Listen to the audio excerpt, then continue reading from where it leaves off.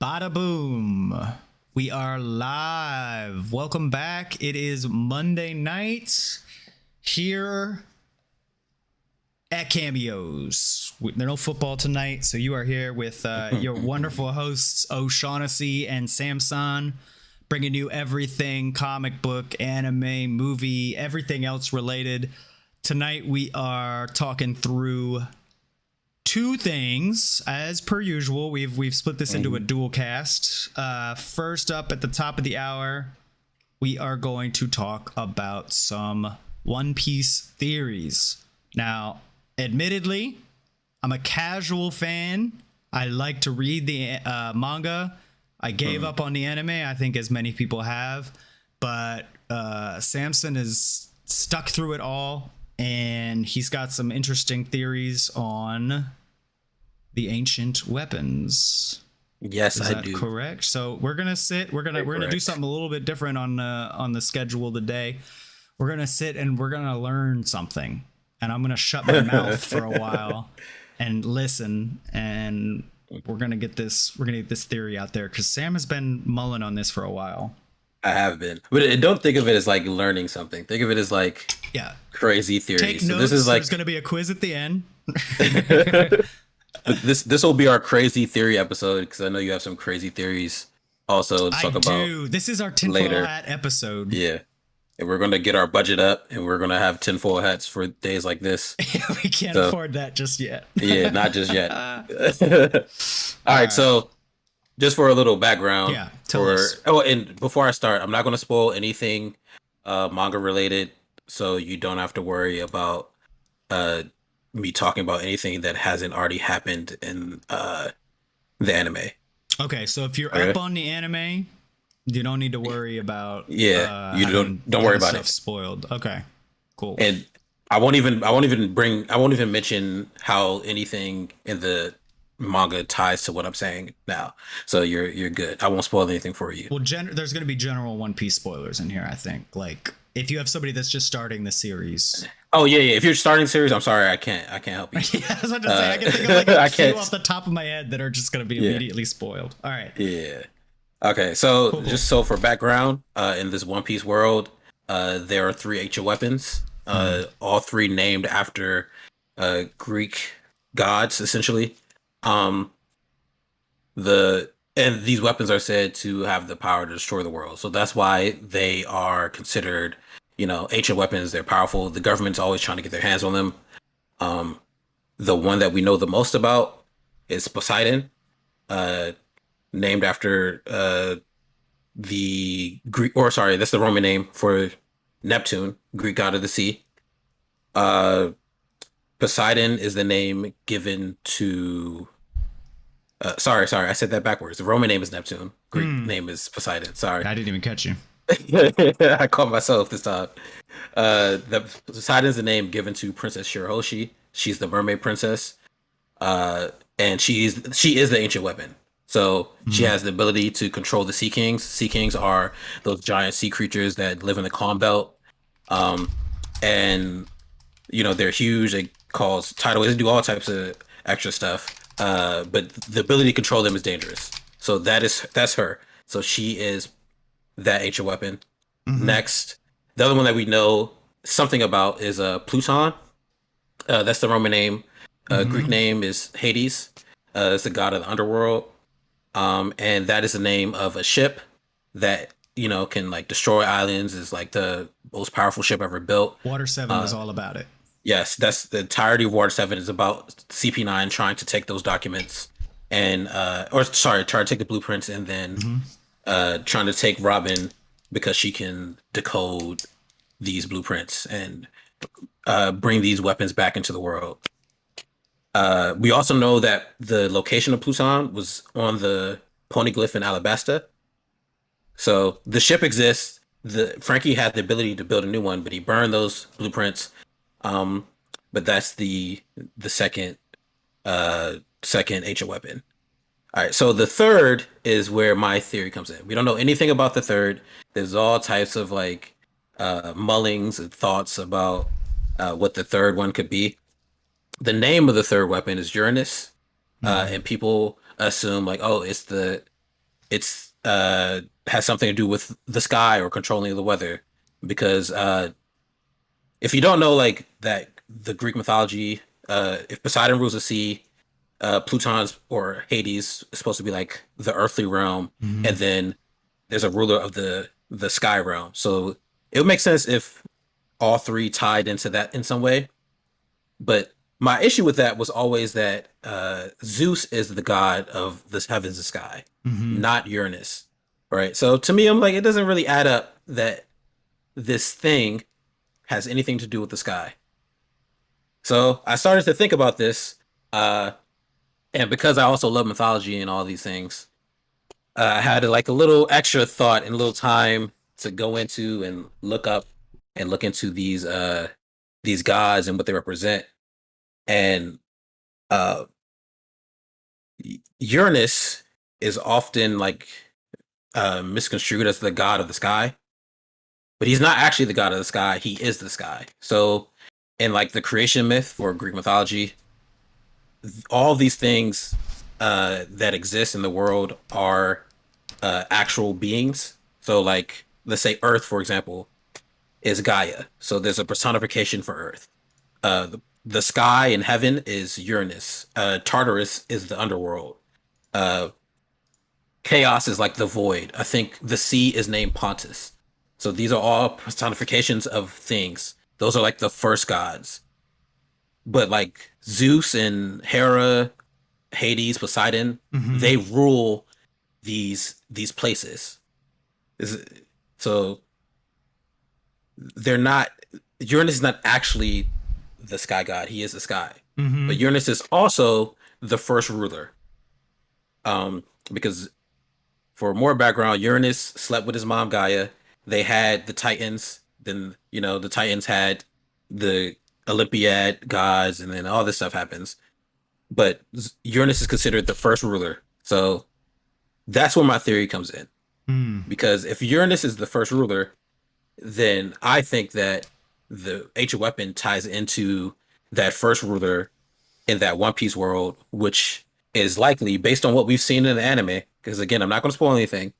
Is likely that Joy Boy character. He was like the ruler of this ancient kingdom that we don't know the name of yet, but we know that these ancient weapons were all meant to work for that kingdom and Joy Boy, because Joy Boy has a relationship with uh, Poseidon, which is the mermaid princess. Hmm.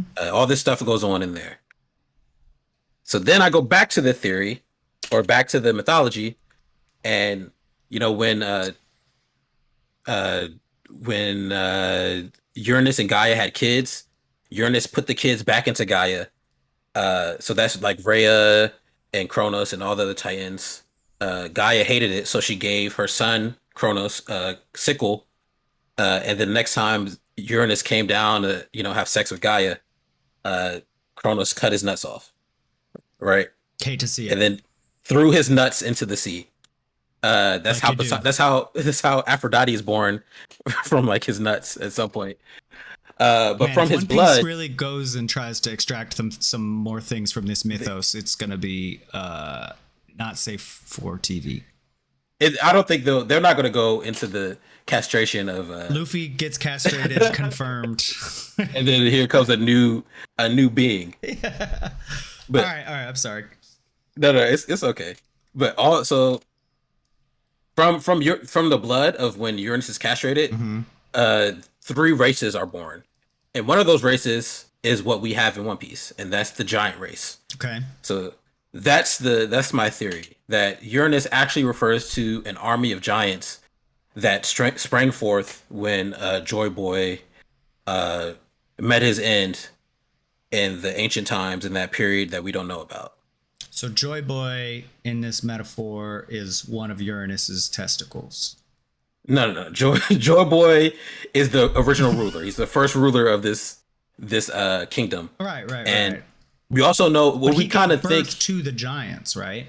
He didn't give birth to them, but we know that giants are fiercely loyal. Mm-hmm.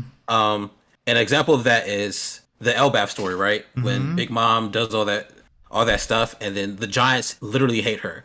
Not all giants are from Elbaf, but all giants hate her because of what she did on Elbath. So that's like a example of like all giants banding together and for a united cause. That's why she doesn't have any giants in her crew because everyone Right. hates her. Hmm. So that's why I think like Uranus was refers to that first king and the army of the first king. We also know like in Mary Joa, like there's a giant straw hat that's Mm-hmm. frozen. That Eam was looking at one of the main antagonists, most likely in the story. So we kind of figure that Joy Boy was likely a giant. Um, so yeah, this Uranus refers to the giant army. Hmm. And Also, another thought I had and that ties into all of this is when um in that same, Big Mom backstory, you get introduced to Mother Caramel and you hear about the the giant pirates and how they got caught after Dory and Broggy had their duel on Little Garden. This is like right. going in way into old things that happened in the anime. Yeah, yeah, yeah. Bring it all together. They they get caught, and then the Navy tries to execute them, and then Mm-hmm. Mother Caramel is like, "Don't do that because you can incur the wrath of Elbath." And Right. that's like one of the few times where the Navy doesn't execute pirates.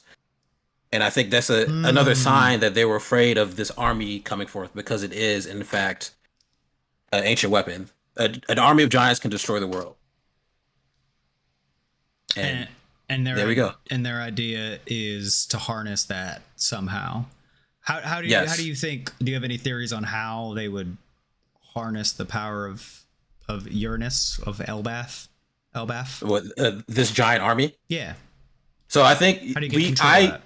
so I assume that uh Doflamingo talks about like the treasure of Mary Joa, and as he does that, we see Eam looking at the giant straw hat. So I Mm-hmm. assume they have the body of Joy Boy on ice, just waiting.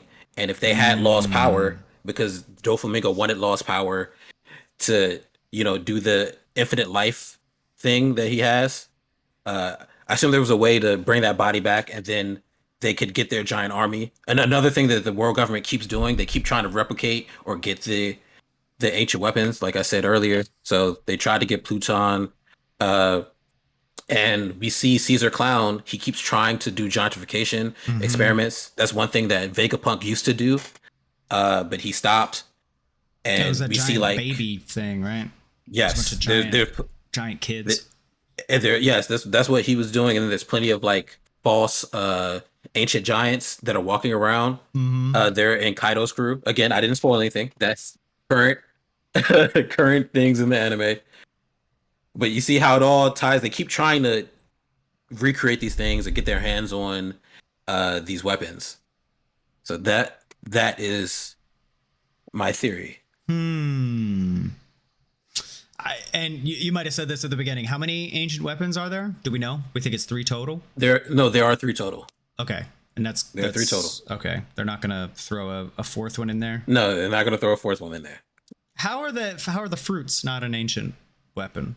I mean, So that's. that's a theory that people have that Uranus refers to like a tree Mm-hmm. that produces devil fruits. So Mm-hmm. all the devil fruits come from one tree, because there's like an Adam tree, which is the tree that they build ships out of. There's the Eve Mm-hmm. tree, which gives sunlight. So Adam, Eve, and the devil is the biblical story. So people assume Mm-hmm. there's a third tree, and that tree could be what Uranus is. There's also a theory that Roger had an egg on his ship. We don't know what the egg is for, but Yeah. they assume that that is Uranus. There's a scene where like Shiki the Golden Lion says, "Hey, let's use that ancient weapon you found," or he doesn't say ancient weapon. He says, "Let's use that weapon that you found to do stuff." And Roger's like, "Nah, I'm good." And then they start fighting. So it could be. Hmm. All right. That's gonna be interesting to see. Do you think we're anywhere near Yes. finding that out in the show, or is this still a Nah, ways off? I think so. I think after Wano is done, I think they have to go into Elbath. Uh, so if they go into Elbath, then maybe it'll turn out that I'm right. And as they discuss more about the giants and this race that again the world government doesn't mess with them at all. Right. They don't mess with these giants in Elbaf. So it could be that we find out, oh, Uranus refers to the army of giants that all come together. So we'll see. Do we know that Elbaf is like somewhere far along the Grand Line? Like it's somewhere down where they're at right now? Yeah, it's definitely in the New World. They talk about it. We've seen it before because Big Mom was raised there. Right. And then some of those flashbacks. Right, the flashbacks, and then Usopp has talked about wanting to go there. One of the characters we haven't had an arc for is Usopp, where he goes and gets his like boost, and he's wanted to go to Elbaf ever since he met Dory and Bragi. Right. So it has to be a big part of the story. And I think we're kind of close to the end game at this point. After they finish Wano, they'll get a road poneglyph. Stuff will happen. They have to go to the next island. It has to be Elbaf or somewhere around there. So I think we'll get a lot of answers after this. Interesting. All right. I like it. Let us know your thoughts, chat. What do you have any theories on what the other ancient weapon is? You think this makes sense? You think we're going to Elbaf and will the world government intervene? Will they have to go back on their... Because, I mean, there's been some change in leadership, too. So, like, maybe they will now fuck with the giants. That's going to be interesting There's to see. a lot of changes, a lot of happenings. I can't wait to start reading again.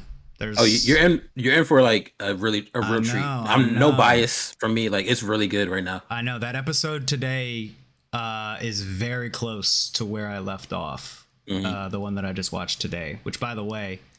If anybody is not watching the anime, which I don't blame you, because it was so much filler, it's just nonsense. The episode today was like, so it was next level. Like the animation direction, we were talking about it earlier, was like it was better than like the Jujutsu Kaisen movie. I think the quality of the animation and like it was just so good. It was so good. And there was filler stuff in there, but like it was good filler. Like that's what you want when you get scenes that are drawn out longer. You want them to be like, I at no point did I not want to see anything that was happening. But like, yeah, that whole flashback where they were comparing Luffy to Roger, I was like, that's amazing. That's totally cool. It was beautifully done. The way they like overlap the conversations. So you saw like them walking next to each other. Two flashbacks were laid over each other and they were both in watercolors, but it was so well done.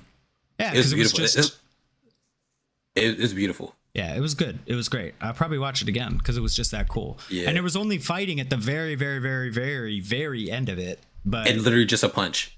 Like, but it was so dope. Oh man, come on, give me 30 minutes of fighting like that, and that's a wrap. Yeah, I think we'll get that though, and that's what I'm really excited for. That's why I kind of wanted to talk about this after I watched the episode. I was like, oh nah, this is really good. Yeah, it's really well done. All right, well, hey. Don't go anywhere. If you are with us on Twitch, we got a whole nother segment coming up. But for those of you who are peeping us on YouTube or our podcast, the Cameos Cast, that is going to do it for this one. Thank you guys for sticking around and hearing out our One Piece theories, and well, not just Sam's, but it's got me pumped. It's got me pumped to continue reading and watching. So I hope it did the same for you. Peace out on that one. Oh, Sarate, I don't. Sarate, Bing Bong Sarate. Sarate. All right.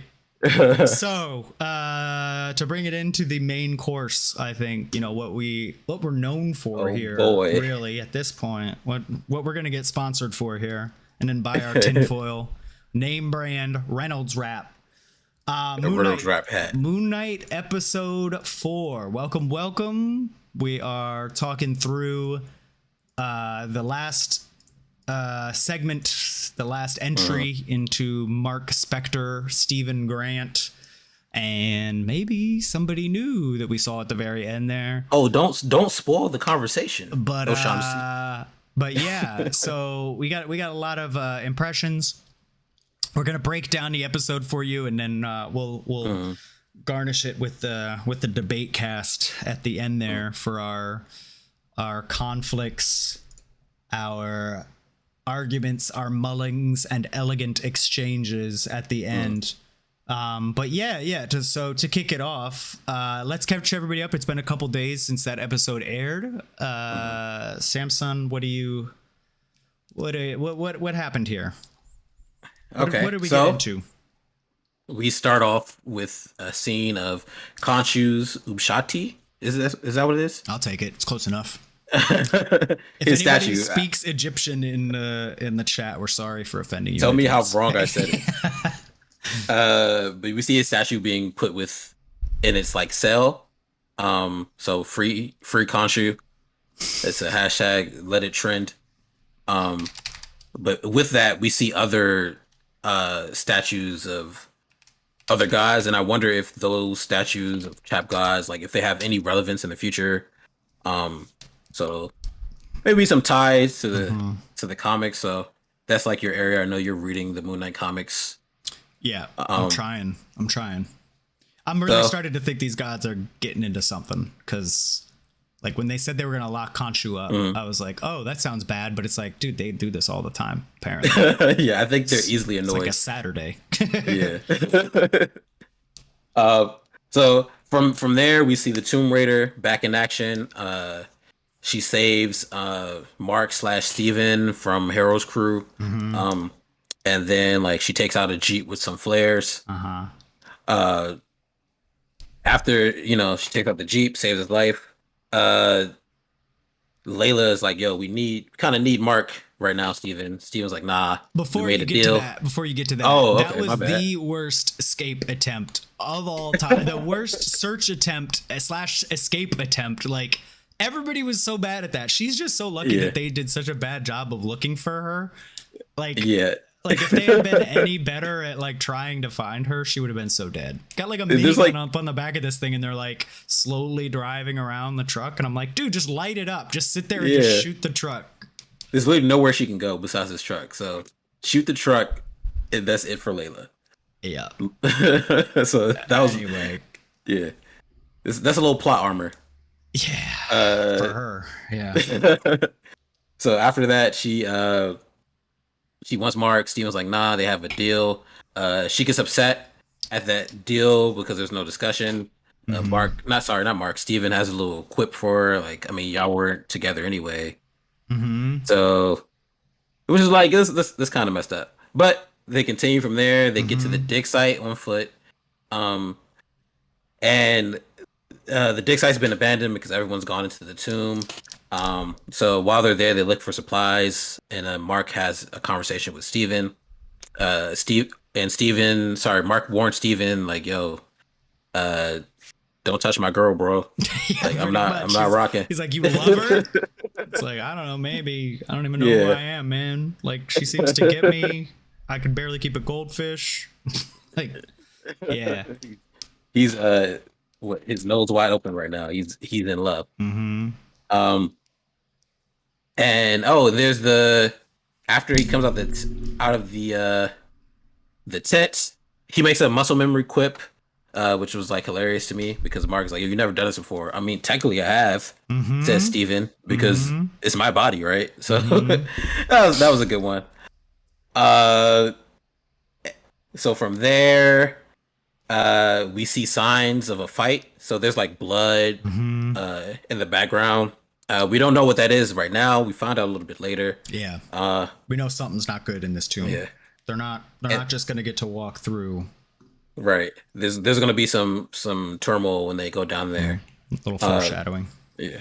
And Layla she starts lacing Steve up to get down in the tombs. Very sexual activity to do. Yeah. They couldn't have set that up better. She was feeling it. Like Steven's the one. He's saying all the right things. They share all these same interests. So Layla goes for the kiss, and then Steven messes it up and throws in like, yo, that's Mark, like actually ultimate bros before hoes thing. Like, but it's him though. I know, but he wanted it. He was like, listen, this wouldn't be right. My bro here, you misunderstand. That actually goes against like the main criticism that you've had against the whole show, and that I've agreed with you on a couple points where it's like they don't explain enough. And here Steven's coming in the worst time possible to give some background on. Yeah. Yeah. He's about to get lock lips, and like, actually, Mark is trying to protect you from Khonshu. But it's good. Now she knows. Now she knows. It's good that she knows. She doesn't need protection, as she says, and then Steven leads in for a kiss. It was like super awkward. He was like, And then yeah, like you should have taken the kiss and I'm then still said horny, something. bro. Just let me get it. Very weird. I feel like that was Steven's first kiss also, which is funny to me. Uh, so all right, Layla's like, okay, whatever, that was weird. And then she heads down into the tomb. Steven also follows her, but he gets knocked out into the tomb because Mark wasn't playing with him. Mark punches takes him over for like a hot second, or just takes over his hand, right, punches and himself punches him in the face. Yeah. Mark was not playing. We said, "I'll kill both of us." Yeah, I was legit confused by this sequence because like the way that it was cut, when he, like, you can see it's very clear that like Mark takes over for a quick second, punches him in the face for like, and in retrospect, it was definitely just for comedic effect. But like, I thought for like the next 15 minutes that Mark was just pretending to be Steven because the way that it was like set up. Oh nah, I feel like for me that scene was like, it was like a foreshadow, right? Right. So through extreme like emotional trauma or stress, one of them can take over automatically. So that's when I saw that, I was like, that was immediately my first thought. I think I was just digging too much into it. I wanted to see something that you're in the wasn't weeds there. right now. I was like, oh shit, that's Mark pretending to be Steven. I got it. Nah, I was trying to you're in read the you need your tinfoil hat now. Yeah, no, that one didn't last. It's very obvious that it's not. So go ahead. So after Mark punches Steven, Layla and Steven are like in the tomb. They're admiring what they see. Layla leaves her dad's like sign in the sand there to, like a homage to him, like just putting graffiti down in the ancient tombs, right. Yeah, he would have loved this. He would have loved me defacing this place. She didn't deface it, but right. But I think that is like a little important to me because it makes me think about what's the significance of Layla's dad and the mark that she made for him. And I thought of you actually when I saw it. I was like, this is probably a potential Easter egg. Oh, I got one. I got one later. Okay. Don't even worry about it. It's already jotted down. Okay. And then it made me also think like, well, is this scarab, clearly he was trying to get here. So he had the scarab. His whole life's mission was to get to this place. Is the scarab the reason that he was killed? Because we know he was murdered. We found out why he was murdered later, but we know he was murdered up until this point. So, and yeah, there just has to be more to this, and hopefully we'll get that in later episodes. But then later on, they walk through, they admire things. Steven figures out, the structure is like it represents the Eye of Horus. They're like six. The Eye of Horus is like six specific things. One of those things is like the tongue. So through that, Steven figures out or Steven and Leia like, oh, well, Amit's avatar is they're the voice of Amet. So that's the tongue. So they figure out the right path to follow. They follow the path. They get to a chamber. They see fresh blood, and they're like, "Nope, we're not going that way." So they immediately try to find another way. They see like a ledge. Steven climbs up there, and then in comes the mummy. The mummy immediately kills the white police officer that's with Haro. Yeah, and starts putting their organs into the jars. I forgot what that's called. But that's like there's a specific name for that. Not the murder part, but the actual where's Nicole jar part. Yeah, I totally know what you're talking about. There is a name for that. Embalming. Yeah, something like that. Is that it? Could be. So they do that, and after that, the mummy goes after Steven. But Layla's built different, so she saves Steven.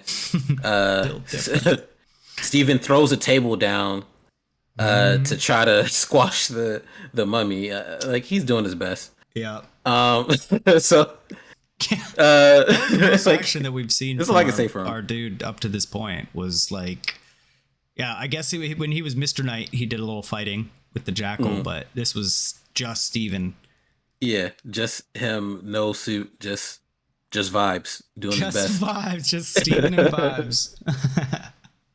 Uh, so Layla's running away from this mummy. She thinks she gets Mm-hmm. away when she's like going across the pit. But then the mummy snatches her.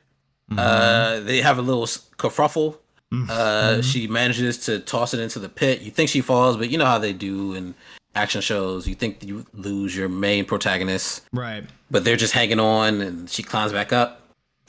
From there, we go back to Steven, who's found the room that he's looking for.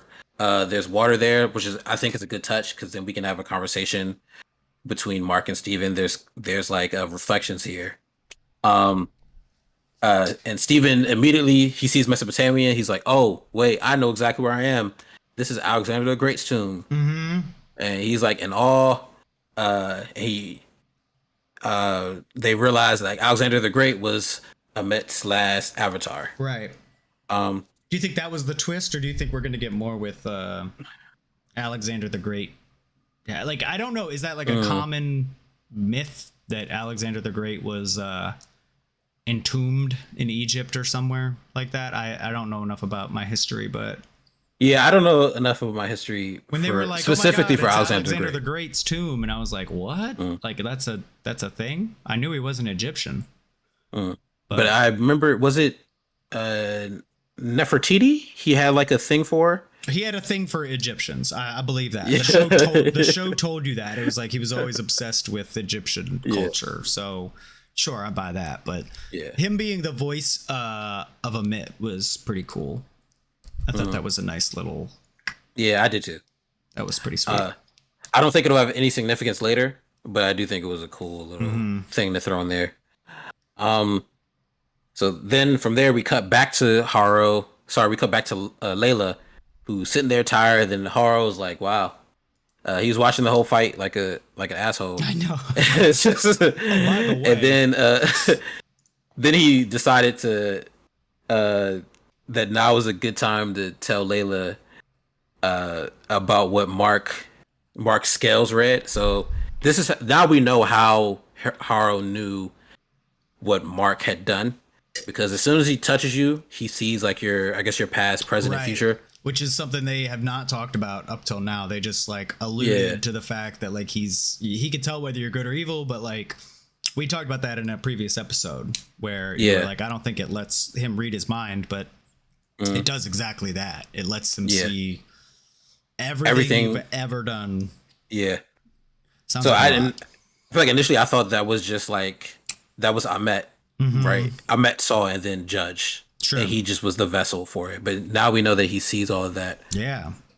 which is cool. So now it makes sense why he knows what happened. Yeah. But It's he's a cool power. purposely vague in this. Oh yeah. So he's like a master manipulator. The gaslighting, all the high level manipulation is there. He calls her the nickname that her father called her, little scarab or something like that. It's not a cute nickname for your kid, by the way, but It's not. my little He talks about the beetle. he talks about the scarf that she made her dad. Oh yeah, like, he knows. just to He knows really enough. rub it in. Yeah, he knows enough where she's like, shit. I don't think he's lying. Yeah, He really sells it. yeah. So that to me that was a really good exchange. Um, we cut back to Steven. Steven opens a sarcophagus. There's no Oopshot. There's no statue. Ushakti. It should be Oopshati. I'm pretty sure, but I'm just messing up words today. But Steven, I think this is where Steven really shines. Like he's great with like all of these puzzles and all of this like lore and this history. So he immediately he's like, I think I know where it is. Yeah. Fist the throat of Alexander the Great. It completely desecrates. The throat, the glizzy out the gullet. Yeah. Exactly. So now Steven has it. He has what he was looking for. Then we cut back to Layla. She runs off, upset and in tears. and Harl's men are find him. They're like, "Yo, we found the another way to get to where we're trying to go." Right. And He's like, all right, my I'm thought done messing with this girl anyway. exactly, yeah, let's go get this thing. Yeah. And when that happened, my entire thought was like, "Oh, so they saw like the table that Steven had pushed down. So they figured out there was an upper level. They climbed up there and they went in through the way that Steven went in. Because they couldn't go the way that Layla went. Because she, like, she crossed all this stuff. So they went the way that Steven went. Or there could be another way. That too. There could be another way. Yeah. But I like the idea that Steven kind of messed it up by trying to be helpful. I like that too. So. Oh, by the way, go ahead. No, I was just gonna say, like, with Steven figuring out that puzzle, I didn't write anything down about this, but it just made me realize, with them trying to tell this story like in this way in these 6 episodes, and having Steven be like this museum curator persona, I'm kind of glad that they didn't stick with his comic book origin, because I don't think it would have made a lot of sense. And I hope that if they introduce a third personality, it's not like this other one that we're missing, because like Stephen Grant in the comics is like Bruce Wayne. It's basically just what he is. He's like a rich entrepreneur that makes a bunch of gadgets and shit for Khonshu. It seems like in the show that all of Moon Knight / Mr. Knight's powers and suit are magic based and not like Tony Stark or Batman, where they're like built. And I hope they kind of keep that. But I just think it makes a lot of sense, especially in scenes like this, where in order to further the story, the plot, you need somebody who knows like ancient Egyptian lore, because there's nothing like that in the Mark Spector, Stephen Grant, Jake Lockley characters in the comics. It's kind of one dimensional. You've got like a mercenary, you've got an entrepreneur, and you've got like a street thug, but you have very conflicting people here. And I just like to see that, like the way that the show did it. I appreciate the direction that they took, where you have Mark, who's very A, and then Steven, who's very B. And like, I just think that makes it more interesting to like watch. Yeah. I agree. I think I always appreciate, like, if you're going to take liberties with like the comic and things that happen, do it in a way that it's good and it makes sense. So I do like what they're doing. I really appreciate it. I may not have liked the last episode, but I do like this whole exchange and everything's happening in this one. I think it just makes for a more interesting dynamic between the two. I agree. Yeah, I definitely agree. Because I think the personas fight in the comics occasionally, but it's not like this. They're not like literally at opposite ends of the spectrum. It's just kind of like they do things differently is the way that it is. But yeah. But I think this could be part of the growth, right? Because before the show, they essentially, or at least Steven, didn't know that Mark existed. He didn't know that he had any other personas. Right. So now they're like building a relationship with each other. Oh, yeah. And I think it's going to be cool to see at the end of this, when this is all said and done, I think the growth of the two characters, we're going to see both of them grow in their own way. I mean, Steven's already pushing carts off onto blind mummies and shit. Like he's obviously a new person, and Mark is, I'm sure, going to open up a little bit more. Because we haven't seen Mark develop that much, but we got 2 episodes left. So it's really only 2? Yeah, that was the 4th one. 5 and 6. That's it. Wow. Oh, then we get Doctor Strange. Okay, I'm fine now. All right. So, I'm sorry. So let's finish up what happens here. So, Layla goes. She confronts Mark. She asks a question that we all wanted to know. And Mark's like, "Nah, it wasn't the homie. He did it. I didn't actually do it. I was there. I watched him do it." And then we found out that Mark's friend actually killed him also. So that had to have been the day that Mark made the deal with Khonshu.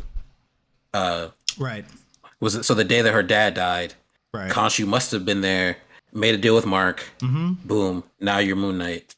It's a bad day. Thinking about it, it's a terrible day. Yeah, that's the worst day.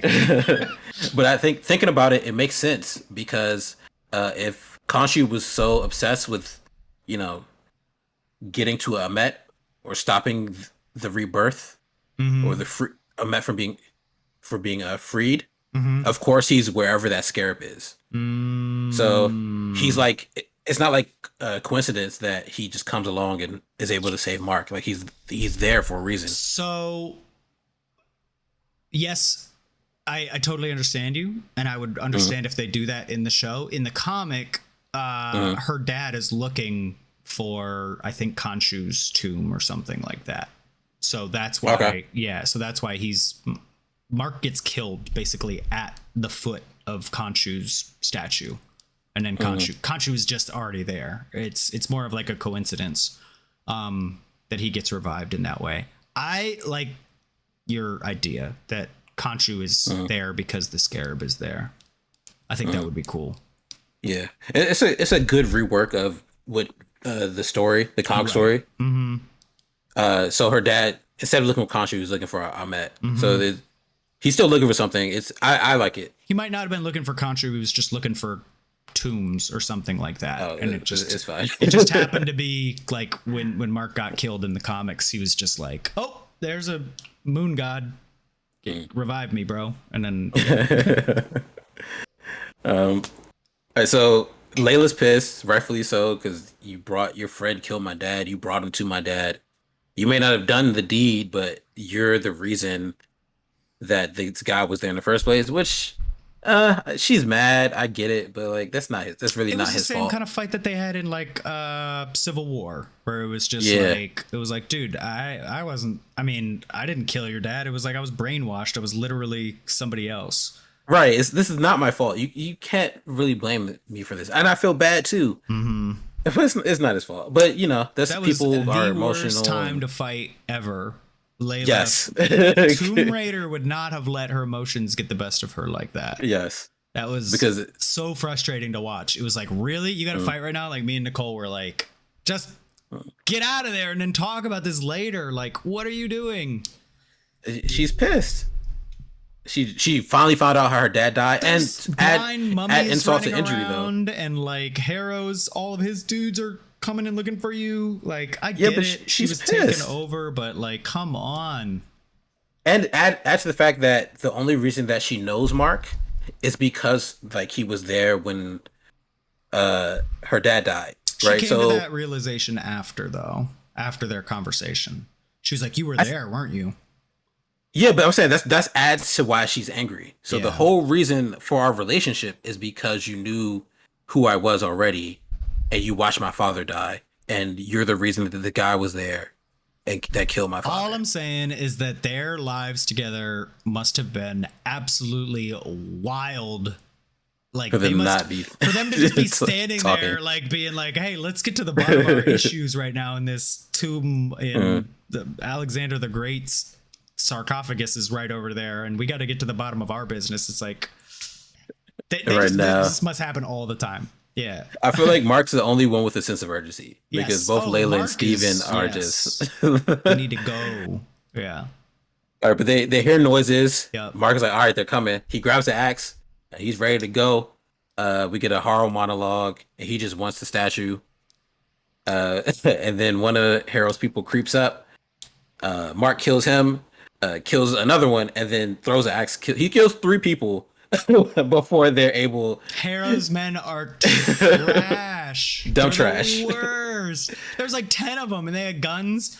And this dude's axe, that axe that he had, wasn't even like a combat axe. It was like a ceremonial axe. It was like something that was be hung up on like some Egyptian grandmother's wall. Like it was not. You weren't supposed to fight with that thing. He managed to kill 3 people with it before anybody is able to react. Trash. It could just be a sign, you know, Mark is he's really nice. He's got some thick plot armor. Thick with 2 C's. The thickest plot armor. Thick. So after that, Harold's tired of the bullshit. So he just shoots him twice. 2 shots in the chest. There goes Mark. Mark falls in the water. His body just laying there. And one thing I noticed is like the water that he's laying in is not deep. Right? There's ground under it. Yeah. But then later he starts to sink and he falls into the light. And then the scene from there switches into a trash movie with a little black boy named Roser and the main character who's like an explorer. Or is it Rosser? I don't know. It literally doesn't matter. But the main character of this movie is what's important because the name of that character is Steve Grant. So, uh, Bum, bum, I, bum. yeah, the epic sound comes in, and they pull back from the TV, and now we're in like a mental institution, and then all the people in the institution are like people from Steven slash Mark's like adventure, uh, and the Mark's enemies are the caretakers of the mental institution, and like his old boss, Layla, Everybody. It's all everybody's everyone dead. else. Yeah, but they're like patients in the institution. Mm-hmm. And then Mark is like tied to his like wheelchair. Mm-hmm. Turns out Haro's the head doctor. Bro, the Uh, callbacks here are incredible. This is yeah, all Easter eggs to all of the previous episodes. Like every detail yes, you see is something from one of the another previous episode. episodes. Yeah. Yeah, a big example of that is the doctor's office is Mm-hmm. like the room that Steven and Yeah, yeah. Layla were fighting the jackal in. Uh, Oh, was it? yeah, I that's the thought it was room. like the If you look closely, sarcophagus. Oh, interesting. I didn't catch that one. yeah, the hero's office is like that room that they locked themselves in to fight the jackal, Ah, okay. and they fell out the window. Yeah. Uh, Haro says like some poignant, we don't live in a material world, we live in a physical world. Mm-hmm. A psychic world. Mm-hmm. Um, and then he starts to notice all the signs that we just talked about. And then after looking around, more signs, Mark starts to panic. He remembers that Harold shot him. Uh, He's drugged up this whole time. yeah, he was drugged up, so he couldn't really move. He finally breaks out. He runs away. We see the Khonshu sign, so that's back to like episode what 2? Yeah, it's like episode 2 when like the lanterns were swinging in the hallway Mm. when he was in the elevator. Steve was in the elevator hiding. Right. Uh, he sees a sarcophagus, opens it up. Boom, Steven. Boom. It's So Steven. then he knows he's not crazy. Him and Steven start to run, Yeah. and Well, he then asked Steven, he's like, Steven, what was the last thing that you remember? oh yes, yes, And yes. Steven's like, we got shot. And so Mark is like, okay. So like, I might be crazy, but this is not real. Like this, Yeah. what's happening right now is not just in my head; it's in both of our heads, which is ironic because he's talking to himself. But anyway, Oh, sorry, I literally lost my thought. you were just gonna tell us what happens at the last scene. Oh yes, yes, yes. So he realizes he's not crazy after talking to Steven. They run through the hall. They see a third sarcophagus that's red, and it's like moving, and they just like, what the fuck, or what the heck is that? So watch my language. No, Sorry. no. Just like- We've said that so many times already. Okay. But they're He's like, what is they're that? like, no, get out! Like, don't even. We don't got time. Yes. And then they keep going, and through the door walks the hippo god. Uh, say it again. Towerette. Towerette. Yes. Towerette. Yep. And she's like, "Hi," and then they scream, and then that's where the episode ends. End scene. Boom. Bada bing, bada boom. Yeah. So a lot happened in that. I thought the episode was pretty okay.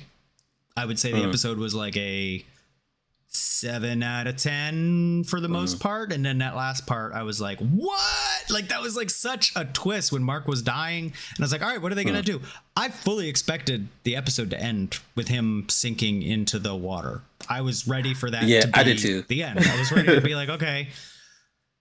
And I thought that would have been interesting too. I wouldn't have loved the cliffhanger of that, but also like I wouldn't have been mad about it. But then they took it to the next level and they were like, nope, okay, so here you go. Huge comic book callbacks in this insane asylum. So one of the Moon Knight runs has Amit, of all people, trying to convince Mark Spector that his whole life has been crazy, and part of that is by putting him in a mental institution, and just basically trying to get him to believe that that's his life and disconnect him from Khonshu, like cut off his psyche from Khonshu. That doesn't work.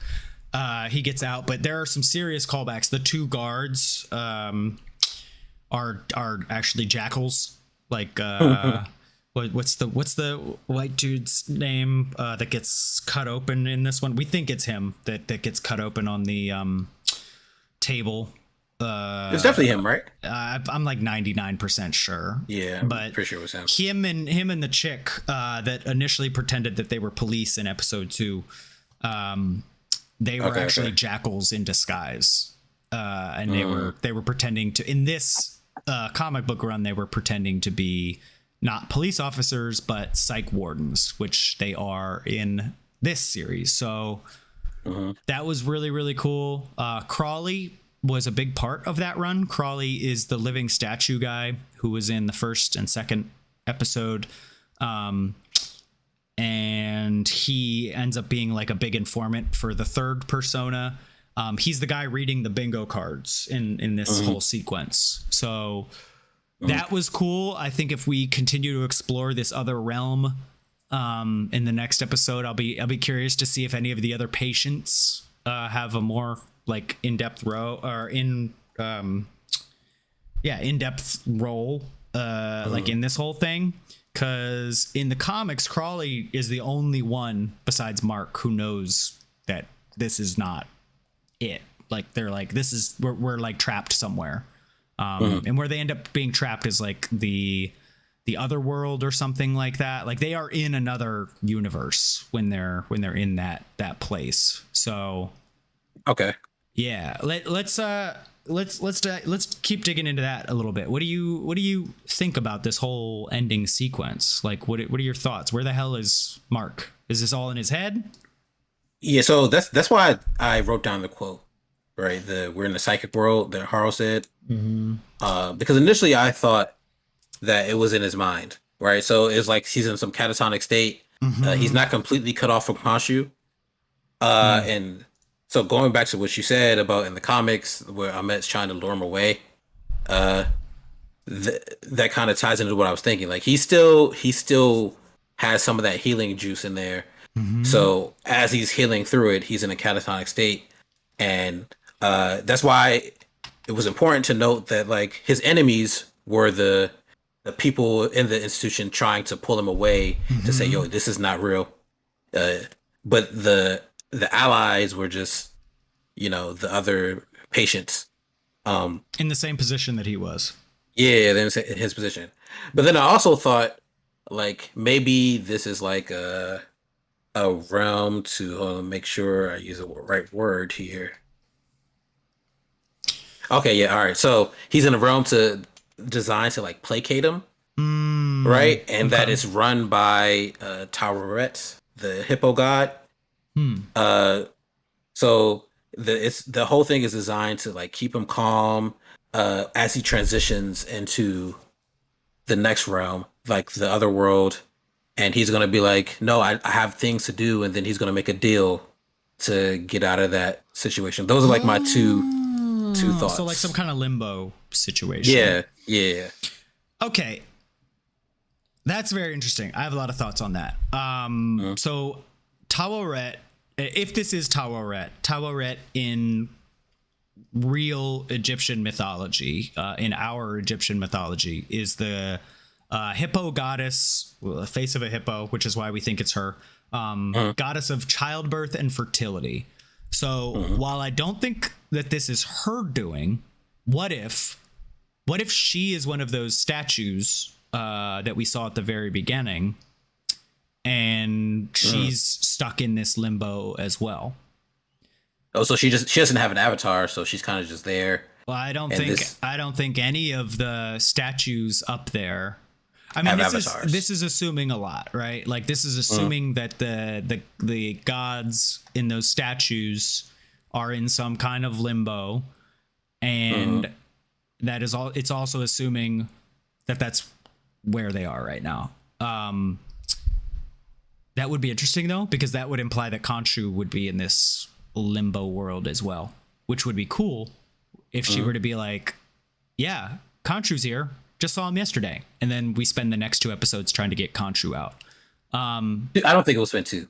So maybe 1. Somebody just called this out on one of the videos that I watch online. Heavy Spoilers, amazing channel. Definitely check it out if you want way better content than what we do, but he goes deep into the comic books, and he ended up like realizing that the first 2 episodes of the series take place in London. The second 2 episodes take place in Egypt. Mm-hmm. I'm sorry. And the Siri thinks I'm talking to her. And the third and the last 2 episodes might take place in a third setting, which would be this other world kind of place, which I kind of like. Yeah, but I would hope that we get some resolution by the end of the season. Right. Okay. So maybe the next episode in a quarter or a half. Yeah, because I would like for Moon Knight to move into the MCU. I imagine that's the plan, especially with we have like we talked about earlier. Doctor Strange comes out 2 weeks from now. We already got our tickets, so I would hope that maybe next episode, if what you say is true, and that makes a lot of sense. So he walked with the Hippo God. They go to Khonshu. They talk. They discuss. They get out of there some way. And then they still have to stop Harrow from freeing Amet. So stuff has to go down. Yeah, you're right. We can't spend 2 episodes trying to resolve Mark's psyche stuff because unless they tie in the Harrow Amet plot as well. Okay, I feel you. Yep. The episode's still an hour. So I think it's plenty of time. Also, it would be great if like Benedict Cumberbatch pops up in the last episode, because Amet represents a global threat, or we get Wong coming in to restore balance with the Egyptian gods. If there was a way to tie him in, that would be great. It's like wishful thinking. I don't think Marvel needs to do that. Yeah, we'll definitely get some tie-in. I feel like every show has had some kind of like big thing in the second to last or the very last episode that like sufficiently wrap it into the series. In WandaVision, you get she's reading the book. Right, she's reading the book. And even before that, what's his name shows up. I feel like we had a small cameo in that one, but maybe not. In WandaVision. I mean, we did with Quicksilver. Yeah, Fox's Quicksilver. Right. That was a misdirect, though. That was like a red herring. Anyway, I digress. I would have to look into that more to see like what the tie-ins are. We can talk about that because we'll talk about that after this. I don't think that was a red herring. Well, I will talk about that after this. All right, yeah, we definitely got to talk about that. That seems like appropriate discussion for the Doctor Strange podcast, where it's going to be all sorts of different stuff coming in. So, okay. Well, oh man, I like the idea that it's limbo. I do. That he's not fully dead. We see him dying, and then we see it immediately flash into this crazy place. So here's another theory. Is this your tinfoil theory? Do you need to get your hat? No. That's something completely unrelated. But one of the things that I did read about, because this scene is so like this whole sequence is so out of nowhere. Like the whole show has pretty much been like, if you watch Brendan Fraser's The Mummy, and then you come and watch this, like it's a lot of the same beats. You know what I mean? Like even the characters kind of look the same. Like Evie and Layla are pretty much the same character. One thing that I did read though was one of the comic book runs, and I have not read this, but one of the comic book runs ends up being Mark's personalities are all split into different realities, and in one of the realities, everything that had happened with Mark being Moon Knight was a TV show. And there have been there are people out there on the internet, tinfoil hat time, that believe that maybe this whole show up to this point has been like a TV show. There is one thing that people are calling to where when that fight sequence on the rooftops in episode 3, was that last episode where he's fighting on the rooftops? There's a really quick cut where you can see like a big green screen laying in the background, like in the corner. It's just like not even hidden. And some people are like, oh, did they just forget to clean that up in post processing? And then other people are like, no, this is a callback to that comic book run where none of this shit was real. Yeah. That's if they lean heavy into like nothing that's happened up to this point has actually happened, which, man, that'd be brave. That'd be really brave to do, because that would be like, that's that whole like, oh, nope, none of this happened. It was all a dream kind of BS, like the ending of Lost, where it was like, yeah, none of that was real. And it's like, oh my God, why did I just spend all this time like watching it then?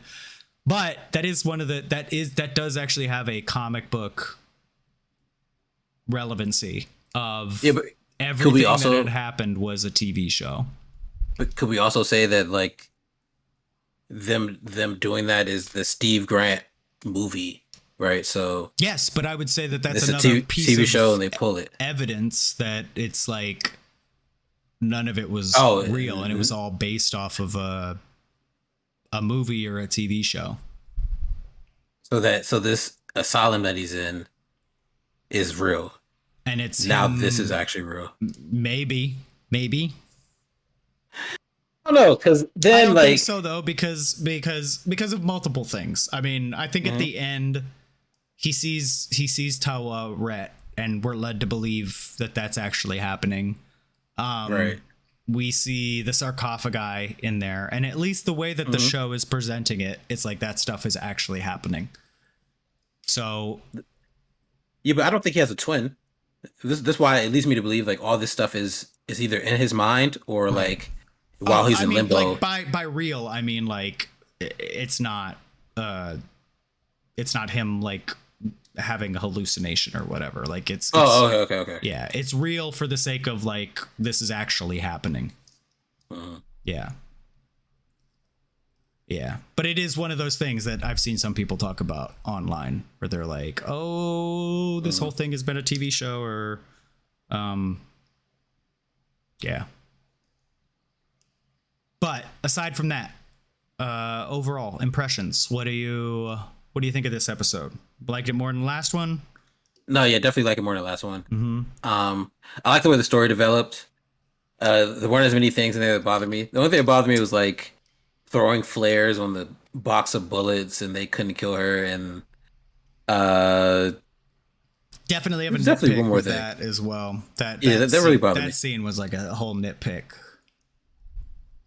And I think I don't know, I feel like as soon as they heard gunshots in the tomb, Layla should have immediately just jumped up on to where Mark was, or where Stephen was to hide. And she kind of just ducked behind the I know, it was like oh shoot, you got to look out and hide, and like her hiding is just like crawling down onto one side of the tomb, where it's like easily that person or thing that came in could come into either side of the like she just so happened to hide on the right side of the sarcophagus thing. Like yeah, I totally agree, she should have climbed up there and they should have dipped. But those two things aside, I think like overall direction, I think there were some really great sequences with that whole Harrow interaction and some cool problem solving stuff, like straight out of The Mummy. That whole ending thing was like crazy. I mean, I was like on the edge of my seat after I thought the episode was over, and then we got like another 5 minutes of Stephen in an insane asylum or whatever the hell it was. I think it was definitely better than the last episode. This might have been my favorite one yet, just because of the way that it all kind of tied together. And like how excited it made me to see what's happening next. I don't think I've been this excited for like the next episode. I agree. Because like I have so many questions. I mean, yeah, definitely. I like your idea about limbo a lot. I hope it's right, but it could not be. It could just as easily be something completely different. Honestly, I'll be honest. We've been batting like, what are we, 3 for 3 now? Every episode, something we've said has been correct. What? So we were right about Mr. Knight appearing as Steven. What were we right about last episode? Oh no, it turns out we're right about the There are three actual is personalities. basically, like, that's got to be confirmed yeah, at this confirmed. point. Yeah, unless they open up that sarcophagus and that's Khonshu or something, in which case, Then whoops. we're wrong, but Yeah. I don't think we're wrong. No. Right about Mark being the main personality. I think this episode kind of confirms that Mark is the primary person. He's Steve the Grant is driver. clearly he's the driver. Steve Grant is clearly created from this character that Mark watched on movies as a kid. Haro, the Dr. Haro refers to like the Mark as Mark. I want to talk to Mark now. I don't want to talk to Steven. I think they're right about that. We're doing well right now. So I think we'll probably be right next week. It might be a limbo type situation. That's your theory. Take full credit for it. I was very confused by the whole thing. I was like, so my initial thinking was like, why? Okay, well, so here's another thing. If it's limbo, why are all of these people from his life there? Yeah, that's why I think this is whatever is controlling this space. It's doing it to like placate him and keep him at ease as he transitions from this world to the next. And I guess it could be Amit, because Amit is the god of death, goddess of death. But then we have maybe the other god came in to like kind of get him out of it. So maybe you're right. Khonshu was somewhere in this realm, waiting for Mark. We have some like multiversal stuff where you can break through into other people's limbos and stuff like that. Man, see, this is where it gets complicated, because like if this is Mark's personal limbo, then like how is this hippo god showing up? How this is a god. It's a god. They can go wherever they want, I guess. And then the projections within the limbo are created from his own mind. Right, so that's why it's important that his enemies are like working against him, and then everyone else is like with him in this space. Yeah, I was thinking this whole like Amit was trying to mess with Mark for some reason, and I was like, why? Like, he's already dead. Like, he just got shot twice in the chest. Why do you need to mess with him right now? Interesting. Huh. It could be. Okay. But it also could be your theory, because I did read the notes. I saw the I saw where you were going. Can we keep the tinfoil hat on for a second? Yeah, you got to put your hat on.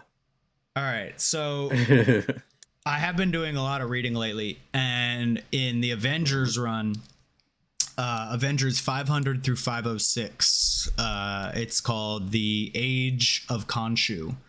And basically, Khonshu, the god, is convinced that Mephisto is going to come and make like hell on Earth. And I think this is substantiated with some stuff that's happening in like the actual world at that time. I didn't read Avengers 1 through 499, so I apologize. There's definitely some background for this and some evidence for why Khonshu would feel like this, because I know some stuff happens after the fact too. But Khonshu's like, Mephisto is going to take over Earth and turn it into hell, so I got to do whatever I got to do to get us safe. So there is a supermoon that comes through, happens like once every million years, and Khonshu's like, all right, now's the chance. I'm stronger than I've ever been.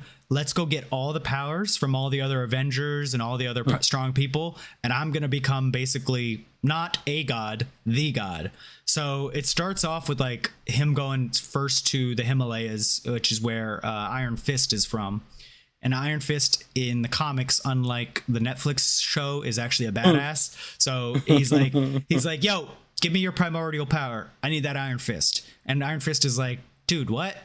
And then Mark Spector / Moon Knight is like, it's mine. And then he kills him. He doesn't kill him, but he like messes him up and steals the Iron Fist from him. Then he goes to Ghost Rider, steals Ghost Rider's whip. He's like, this is mine now. Not only does he take the car, he takes the whole thing. Like, imagine Moon Knight, but with like a flaming skull thing. It was really badass. Goes to Doctor Strange, takes the Eye of Akamoto. Goes to Thor, takes Mjolnir. Like, he's walking around like with all of this crazy nonsense, and he's like, I gotta do what I gotta do. Like, you know, if we learn anything from Khonshu on the show, it's like, justice, baby. I'm all about it. Like, he'll do whatever he's got to do in the name of the greater good. So he's like, all right, Thor, I'm sorry. He takes all these moons from all these other like celestial being or whatever in the cosmos, all these other galaxies and stuff, slams all these moons together on Thor, walks away with the hammer. Also found out in that comic book run that Mjolnir is made out of Uru or something, which is basically moon rock. I didn't know that. I learned that. So that's why Khonshu was just basically like, he was able to stop it like Matrix with Neo, and he's just like, no, and the hammer's like coming right at him and he just stops it, slams some moons into Thor, takes off. Two people he was not able to beat was Black Panther, and he couldn't track down all the rest of the Avengers. Like Captain America, She-Hulk, and Blade were running around trying to stop him from doing what he was doing, but he was correct. Mephisto ends up showing up, and Mephisto's like, haha, I'm gonna kill you. But at this point, Khonshu's just like end all be all, kills him. But in his dying words, Mephisto's like, you can't kill me. And he was not wrong.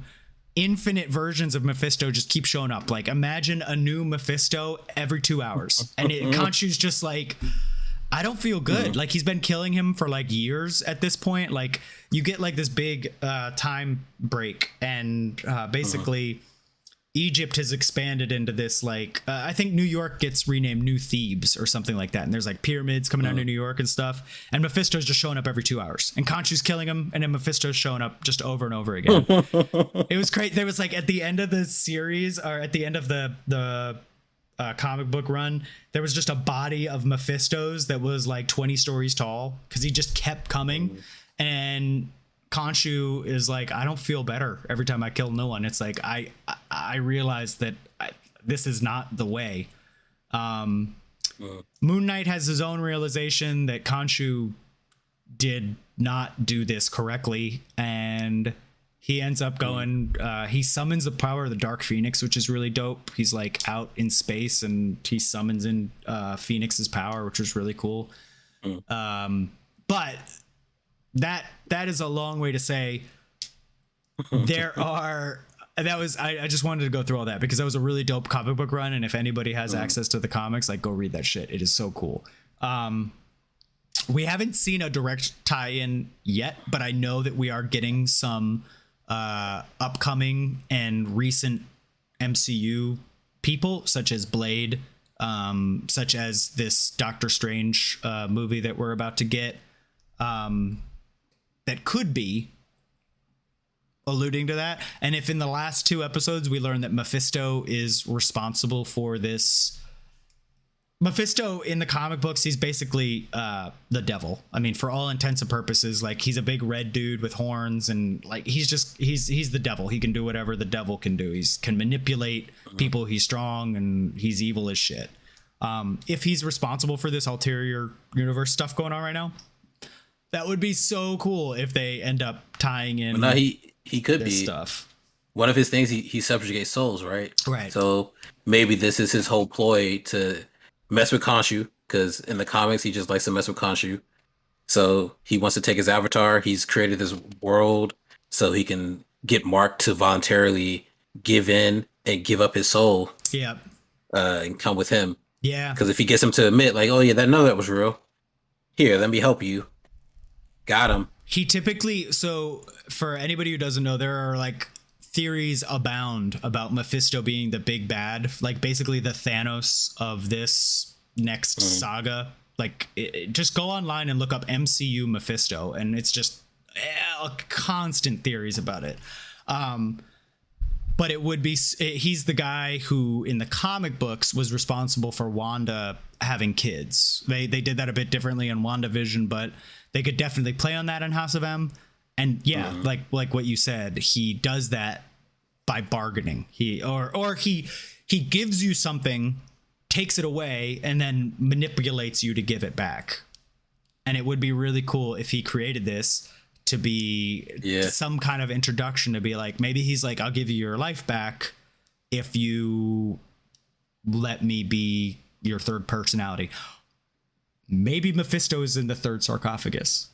All right, now Confirmed. now the tinfoil Take it off. is really on there.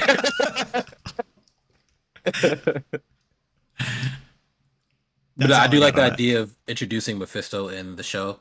It wouldn't be like unheard of because they did it with they kind of did it with Kang, that introducing one of his variants Yes. in at the end of Loki. So it could be happening. Moon Knight would be a good way to do it. They have history. They do. One of Moon Knight's big things in the comic books as well, like what he's before he had all these individual comic book runs, like the Midnight Suns, I think was the name of the group that he's in, which is with Blade and Black Knight, Ghost Rider, and I don't know if Doctor Strange is in there at all or if he's like tied in with them. But the whole thing is that they fight like mystical, magical beings. They don't fight cosmic things like Thanos and Guardians of the Galaxy and stuff like that. They fight like gods and like vampires and demons. So we're clearly opening that floodgate has, in my opinion, been opened with this. It's no longer like Wanda's whole thing with like magic was kind of always like independent. You know what I mean? Like she was an isolated, she was an independent thing in the first phase of the MCU where everybody's powers were very much, except for Thor, but I think his powers were explained away as him being like an alien, right? Like he's an alien. That's just what they do on Asgard. That's just what they are. But like everybody else very much had their powers grounded in either technology or super soldier kind of stuff. Whereas now, I think with WandaVision and now Moon Knight, those floodgates of cosmic or not cosmic, mythological, dark energy, superpowers kind of thing is really, magical type stuff. Magic has opened wide up. Yep. I agree. Yep. Plus, and not to get too far off, but I know chaos magic's important, not only for Wanda, but if they ever bring in Doctor Doom and all these other characters, right? The actual entity of like chaos magic is important to talk about and bring through. So this seems like them starting to do that. So all in all, I'm like excited for. This is why I left off so excited about that last episode, because it's like the possibilities are endless about what this sequence could be. They're definitely going to set it on a high note on episode 5, and then we'll get our conclusion in 6. All right. I just pontificated long enough about the comic books. I apologize. Let's do the debate. Okay, yeah, let's do it. Let's do the debate. So, conflicts, arguments, mullings, and elegant exchanges. This is the weekly segment where we talk about our most important scene of the episode, what we feel is our most important scene of the episode. I am going to give each of us 60 seconds to state our case.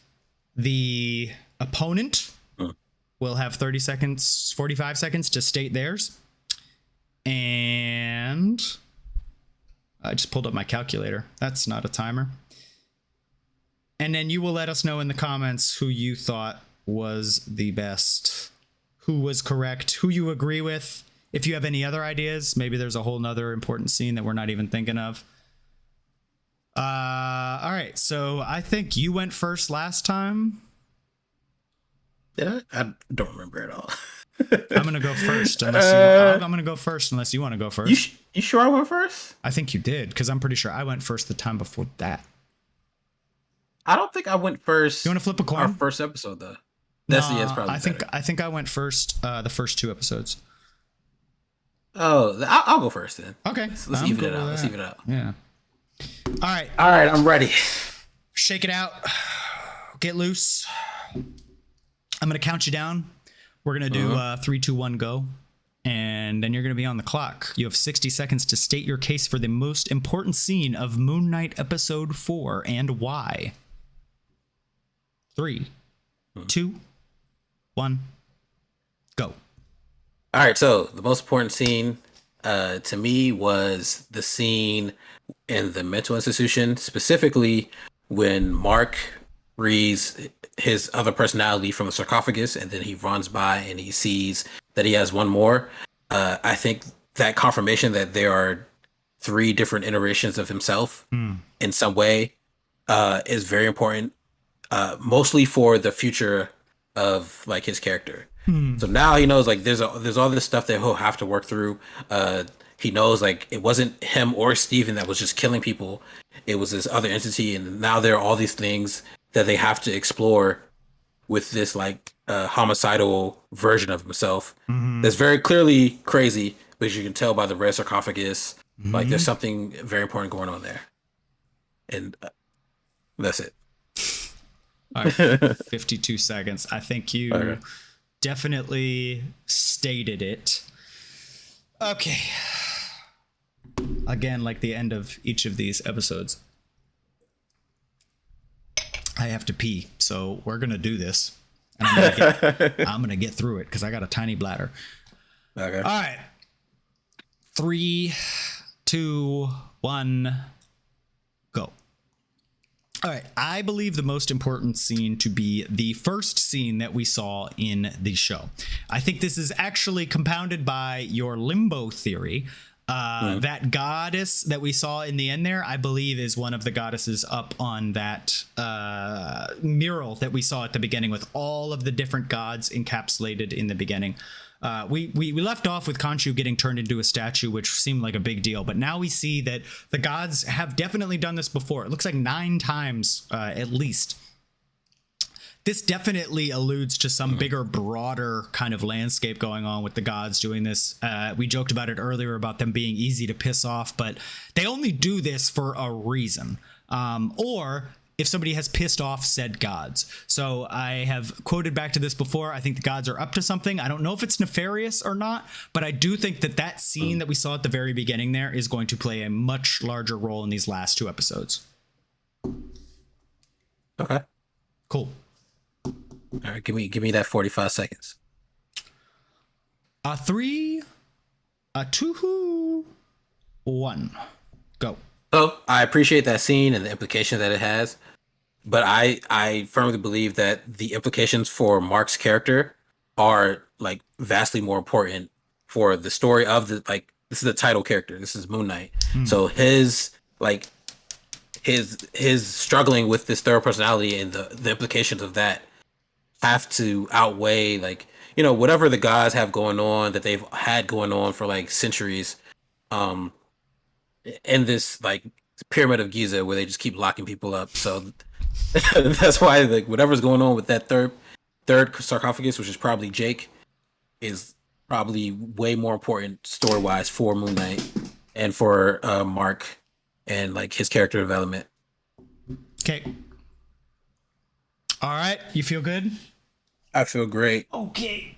All right. My rebuttal. 3, 2, 1, go. The show is called Moon Knight, not Mark Spector's dilemma about personality crisis. So yes, while I agree that we're going to get some kind of big twist at the end of the show, I don't think that the entire show centers around the fact that, oh, there's a third personality who's been doing some weird stuff in the background. That first scene where you see all the gods locked up on the beginning, it's like, what? There's like an Arkham Asylum for gods out there or something like that. If they don't explore the implication of that a little bit, then they are doing themselves a huge disservice.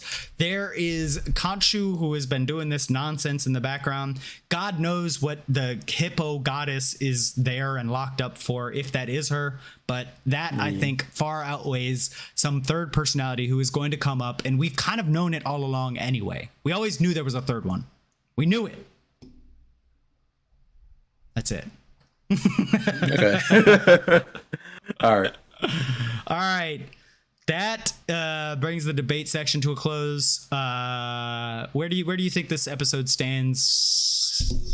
It's overarching. Actually, let me broaden that. What do you think of Moon Knight?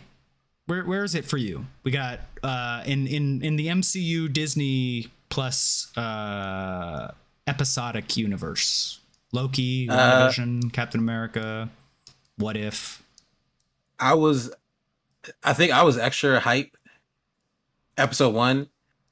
That hype's fallen off. I think for me, like Loki's still the best thing.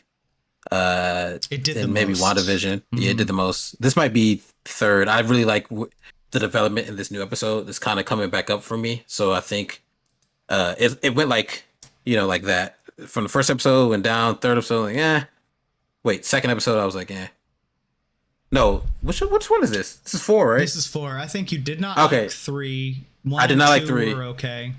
Yeah, well, I like 1. 2 is Yeah. like it goes down a little bit of 2, 3, and it ain't like that. It's coming back up. I really like the development. So right now it's like under WandaVision for me. Okay. But I am enjoying it again. Yeah.